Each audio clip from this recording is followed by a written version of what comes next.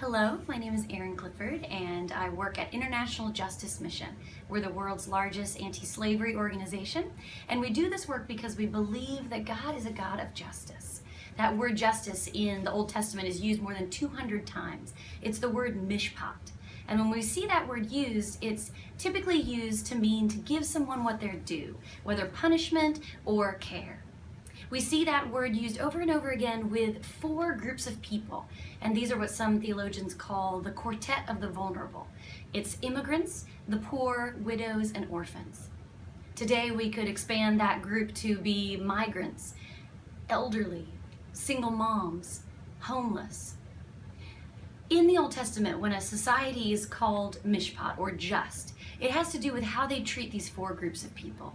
If they neglect these four groups of people, it's not just considered a lack of mercy or charity, it's actually considered a violation of God's mishpat, God's justice. Justice is a part of who God is. It's the way he describes himself as a father to the fatherless, a defender of the widows. We know Jesus talks about justice being a core part of the gospel, of the good news that he's brought. We see Jesus talk about that in the beginning of Luke, at the beginning of his ministry, when he says why he has come and what the kingdom of God is about. We also see that in Matthew when he's reprimanding the Pharisees. He's calling them whitewashed tombs, hypocrites. And he says that because he says they've forgotten the weightier matters of the law. And he says those things are justice and peace.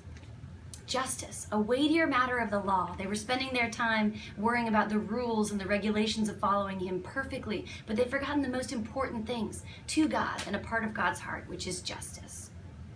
We see that Jesus is the bringer, the initiator of that justice. Isaiah tells us that the Spirit will come on him and he will bring justice to the earth and justice for his people.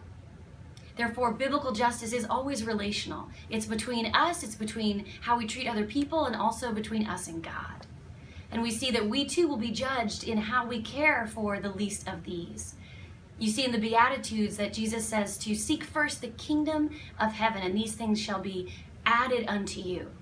Seek first his righteousness. That word righteousness is the same word for justice all throughout the New Testament. Where we see the word righteousness, it's actually because the translators have chosen that word over the word justice. But wouldn't it be interesting to go through the New Testament, replace the words righteousness with justice?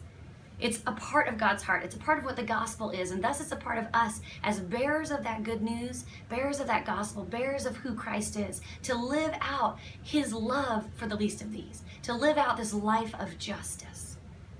So I hope that's helpful to you, and blessings on all of your church planting endeavors.